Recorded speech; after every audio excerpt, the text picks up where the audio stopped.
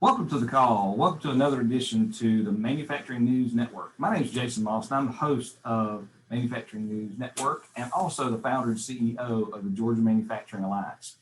We have developed this podcast to be able to bring industry leaders in to share best practices and also share their insights of what's going on in industry trends in the manufacturing arena. Sometimes we interview manufacturers and sometimes we interview folks from the service arena, because we know that it takes all different kinds of companies to keep our industry running. And today we're doing a member spotlight. Now, the member spotlight series is designed to identify members of the Georgia Manufacturing Alliance that are doing great things.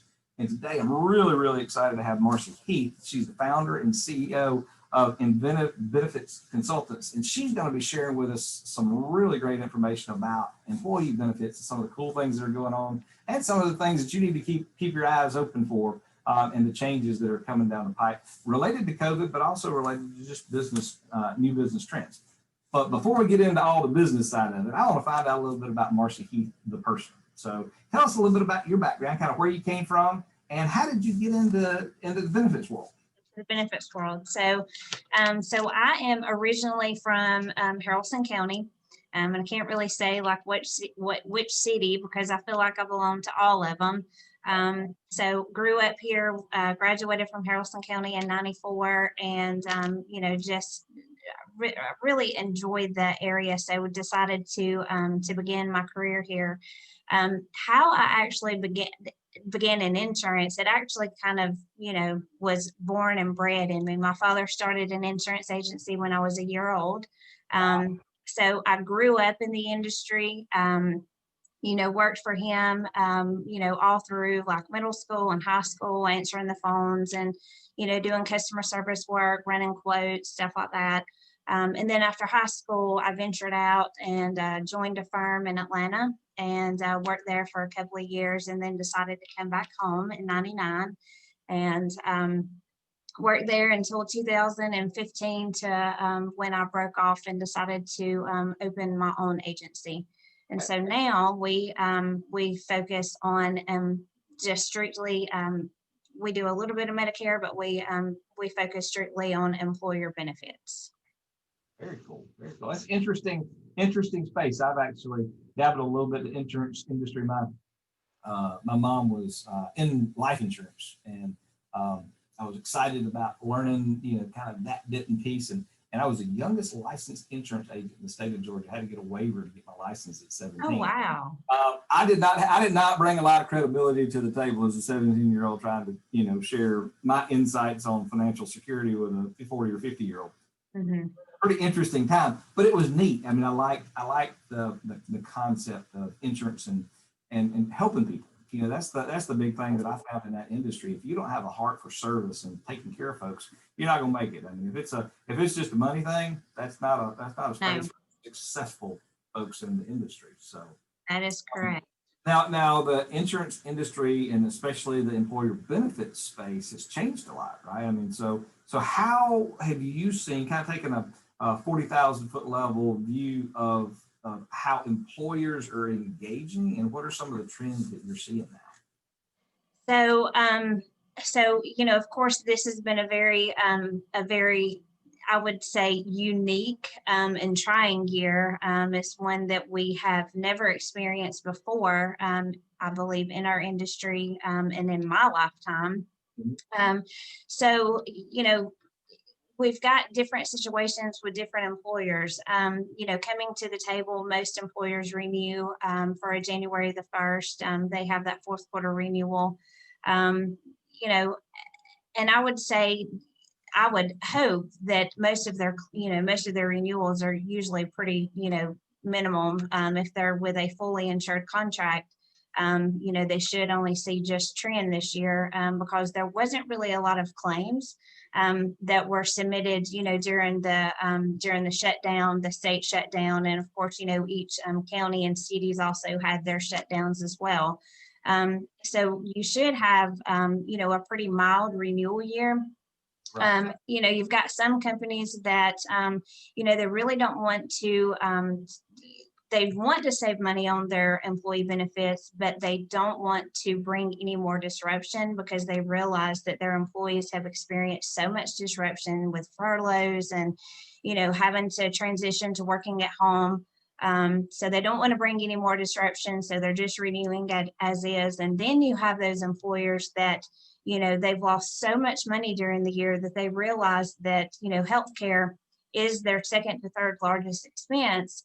And there's got to be something that, that they can do to alleviate some of that cost.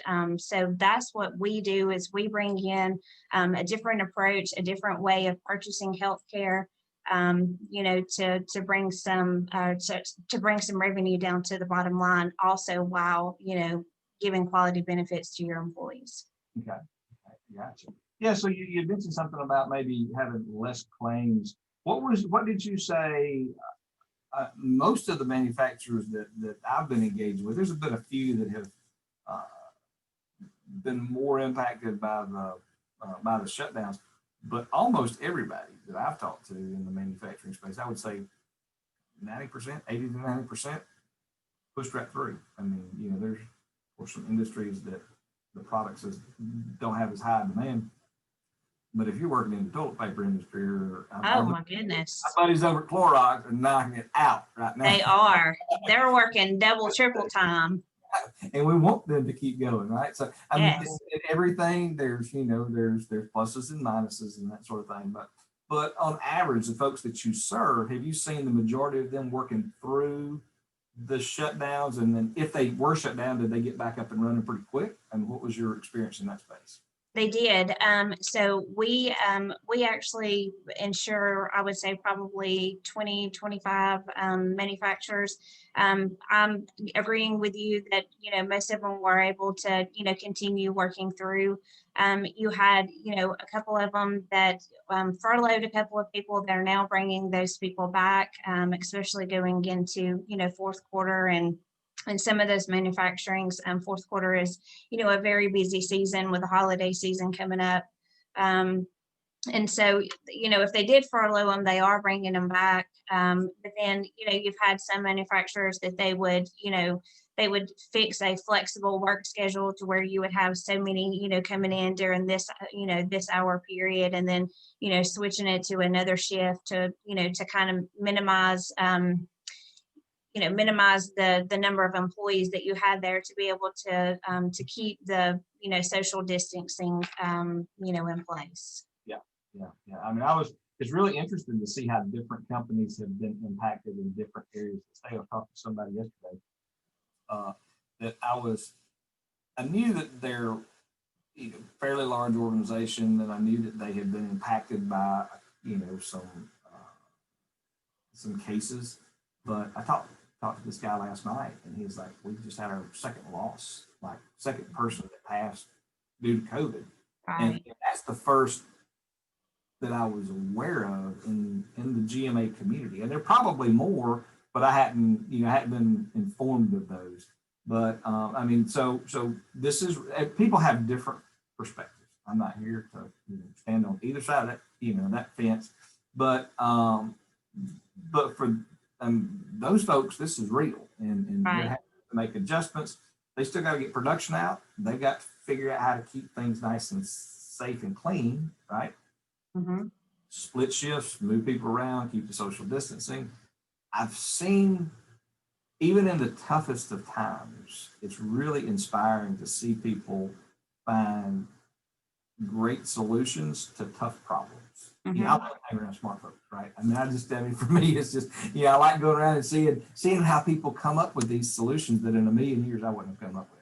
When you're forced to it, you got to come up with it. But we're not done yet. I'm pretty sure of that. I wish that tomorrow that somebody could wave a magic wand and it would be gone, but I don't.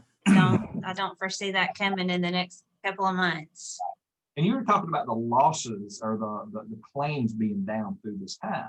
We talked pre-show a little bit about some of the causes for that. What do you see, and what would you share some of those things?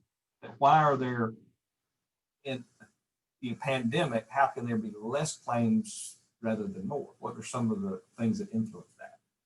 So of course, as you know, like during the pandemic, like I said, you had several cities or several, counties that, that all kind of shut down at different times. It just depended on, where their community was, at the time during the pandemic. I think South Georgia was the first to really see, the pandemic, widespread, and the number of people that were, COVID positive.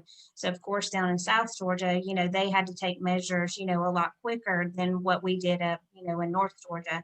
But then, the whole state of Georgia actually shut down, for 2 weeks. So, during all of these times of the shutdowns and, the stay-at-home order, a lot of the elective surgeries were put off. And I know just for my instance, I had a mammogram scheduled, which is just a simple, go in and get an x-ray done. And that was pushed off. So, pretty much everything was pushed off, because hospitals were, were using every resource that they could in order to, to meet the demands of the COVID, patients. So with elective surgeries, which of course, is a huge revenue, and for the hospitals, all of those were put off. Unless it was just a life or death situation, you were not going to get surgery during that time. So all of, and of course, that's where a lot of your claims come in. So all of that was off. There was a lot of people that did not want to go to the doctor's office. Telemedicine was implemented, and you saw that, hopefully in the news, to where Medicare also implemented telemedicine into their plan benefits, to where seniors could also have access, to a primary care physician without actually having to go to a doctor's office. So everybody, was kind of put on hold. So all of those claims did not, what normally would have hit a plan year during a normal plan year, did not hit. But here's the thing: if you're in a fully insured contract, you're not going to see the savings in there, because you're basically contracted for the exact same amount for the same year. For those manufacturers that are in a level funded or a self-funded arrangement, they're definitely going to see those savings, because they're getting the data that they need to see exactly how much money they paid in to their claims fund and exactly how much came out. Interesting.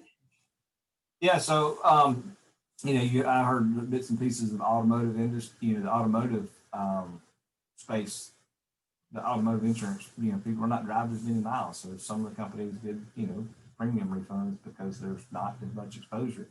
Right. I mean, with the potential new administration coming in, we don't have a new administration yet, but the potential new administration, regardless of who it is, right. The opportunity for a national shutdown, that looms large for a lot of manufacturers. And are there things that they could be doing right now in the event that there's a national shutdown or, pause? What are some of the things maybe that we've learned from the first go round that they can do to prepare going forward from a benefits standpoint? Is there anything that a manufacturer could do specifically to? From an employee benefits perspective. So of course, we don't really know like what's going to happen with our president. We don't know who's going to be president. And then you have to go back to, can a president really shut down the whole country? Because at the end of the day, I would think that would be the state's right to choose on whether they want to shut their state down or not. I really don't know that, that Kemp would go to that measure again. I think that would be very detrimental, to our economy, along with, manufacturing, but also like, the small businesses that were able to survive, the first shutdown. I don't know that they would be able to survive the second shutdown. But as far as employee benefits is concerned, if, as I stated before, if an employer or manufacturer is in a fully insured contract, and you're going through renewal during this fourth quarter, I highly recommend that that you would look at a different funding arrangement to where you can bring in some control, predictability, and stability, to your claims fund. Because there's no way that you can go back to the negotiation table, to negotiate your rates or your benefits with an insurance carrier unless you have that data to be able to go back, and lay in front of them. You don't have that data in a fully insured contract, but you do in different funding arrangements. And you know exactly what's going in to that claims fund, exactly what's coming out. And you're able to control it a little bit more, and it gives you a heck of a lot of bargaining power. That's good to know. Definitely good to know. If you don't have that knowledge or you're not engaged with your benefits provider at that level, there's some resources out there that can help you. I'm sure you might be able to give some guidance and suggestions on what to do and maybe where to look, maybe some of those things. Well, that has been wonderful. This is exactly what I wanted to do, is to dig in and kind of figure out what can we do, what we should we be doing in this space. But beyond that, tell us a little bit. We had three key topics that we want to make sure that we get covered today, and the 4 verticals of the healthcare supply chain. That was the first one that we want to chat about. Tell me a little bit about that. What are the when I think about benefits, employee benefits, I don't think supply chain. That all connect with me. So help me connect the dots. Yes. So we basically treat healthcare, your employee benefits plan, we basically treat that as any other business unit, in your SG&A. And you've got a supply chain management for every other area, within your business. Why do you not have it in healthcare? It is a controllable cost. Macmillan, which is a international actuarial and consulting firm. They're based in Seattle, Washington. They're kind of like, the company that sets the standards, kind of like how Medicare sets the, the rates or the prices, for procedures. So they basically tell us that 80% is coming from 4 key verticals in the healthcare supply chain. So that's going to be inpatient, which is going to consume about 31%, professional services, which is 29%, outpatient, which is 19%, and pharmacy, which is 17%. So that is one of our specialties, is we basically look at the employee benefits plan, and we manage that supply chain by attacking those 4 verticals and bringing in the solutions in order to control and mitigate any type of risk that comes in. For manufacturers, that is, healthcare. Well, not only for manufacturers, for any employer. You look at the employee benefits spend, and it's like the second or third, largest, besides payroll, is your second or third largest.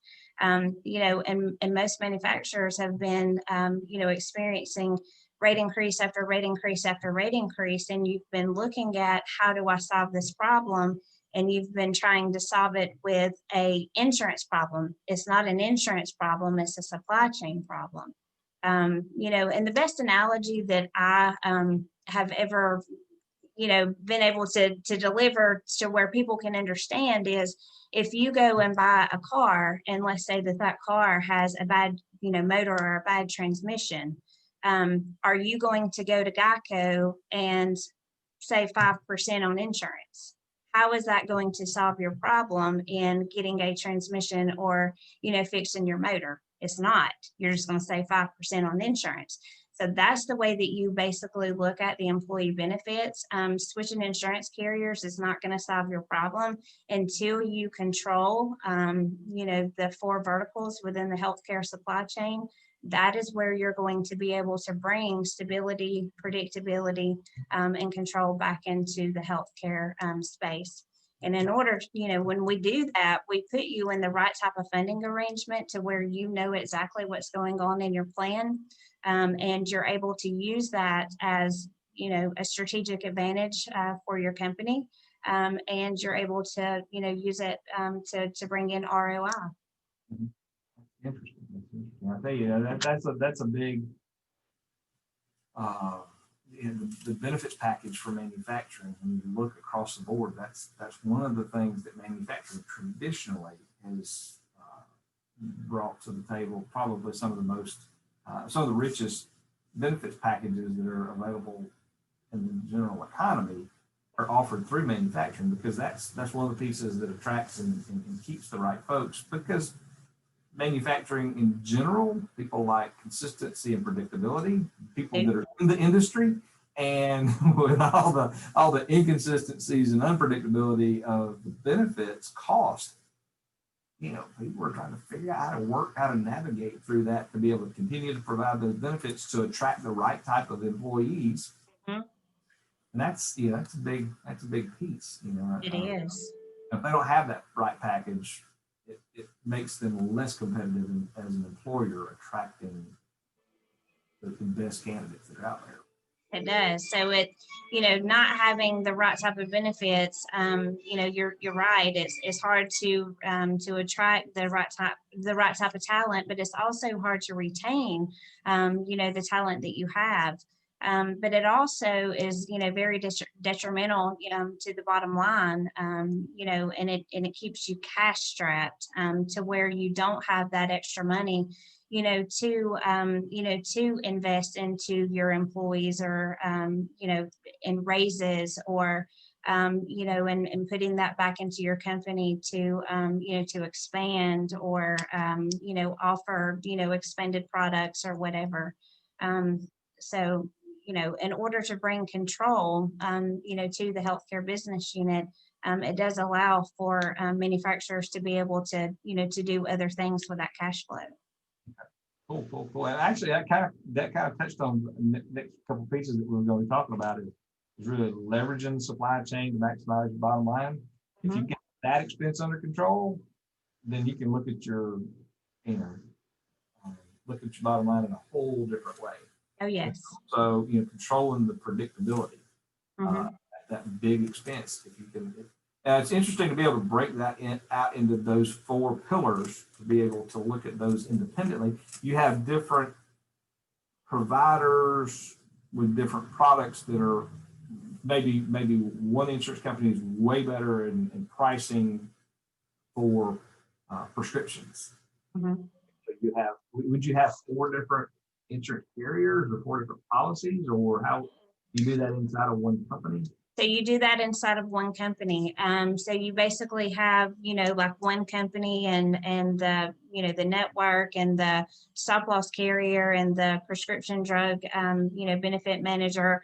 If you went out and bought a policy from Blue Cross and Blue Shield or Humana, you basically get one card. And that's the same thing with, with going through us, is you get one card, and it's not like it's going to be some off the wall, company or carrier that you've never heard of.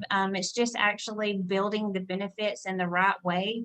That's going to, that's going to be transparent to where exactly what's going on. The number one is, prescriptions. We always like to attack that first. Yep. Prescriptions is, I would say, probably the largest expense on any health plan. And so that's the first thing that we do, is we like to bring in a transparent PBM.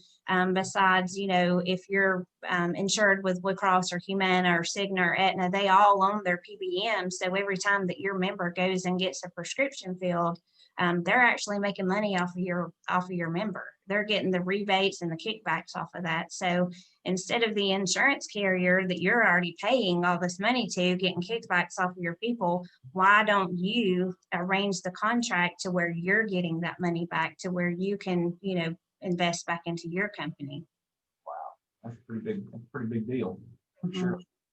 I mean, it's a definitely a different way to look at it. So we're gonna have to wrap this thing up pretty quick, but a couple last items that I wanted to ask you.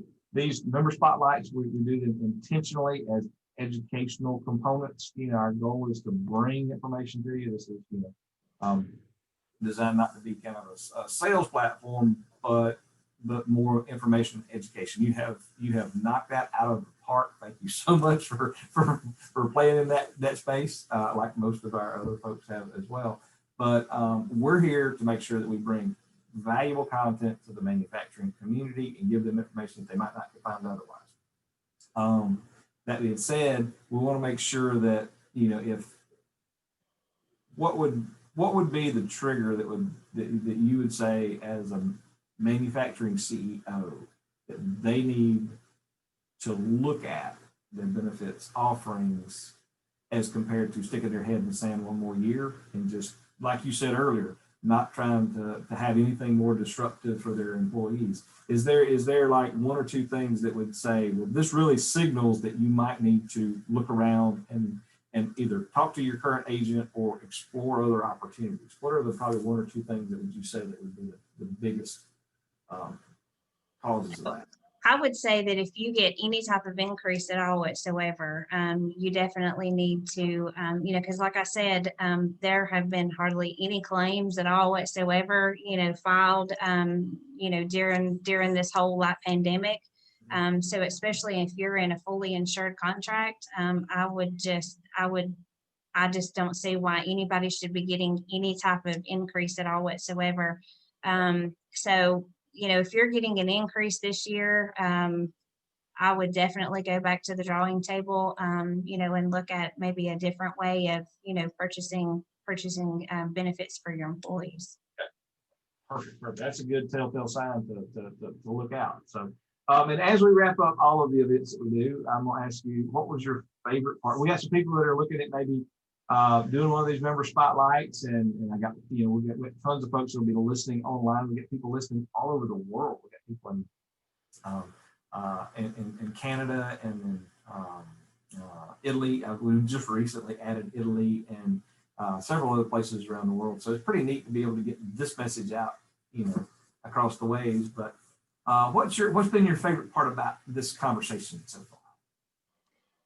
Well, of course, I always, you know, enjoy talking about, you know, about employee benefits and, you know, how we can, you know, how I or any, you know, consultant, you know, that does what we do can, you know, bring some viable solutions to employers. But just being able to connect with you guys this morning has been amazing, and I appreciate the opportunity. Well, how would people get a hold of you if they wanted to ask you some questions or to learn a little bit more about your company? What's your website, and what's the best way for them to reach out to you directly? So of course I'm active on LinkedIn. So you can of course, you know, get to me through LinkedIn. And then my website is www.beinoventive.com, and that's BEINOVENTIVE.com. BEINOVentive.com. And then, of course, my telephone number and email address is on my website. Perfect. We're going to include that in the show notes. And I did ask you to give us a little special for the folks that are listening through this and get to the end. There's a bonus that we're going to be able to offer for folks that want to learn more. Tell us a little bit about what we're going to be adding in the show notes on this. So I do have a small ebook that I'm going to provide. It's designed especially for manufacturers. It does go into depth of what, you know, we discussed today as far as you know, the 4 verticals, you know, how to address them, what they are, what you can do about them. So it dives in a little more deeply of what we discussed today, but it's right for manufacturing. Perfect. Well, Marcy, you have been a wonderful guest. Thank you so much for sharing all your insights and information. It has been another great day at GMA, and we'll look forward to seeing you guys on the next show. Take care. Thank you. Thanks. Bye-bye. Bye.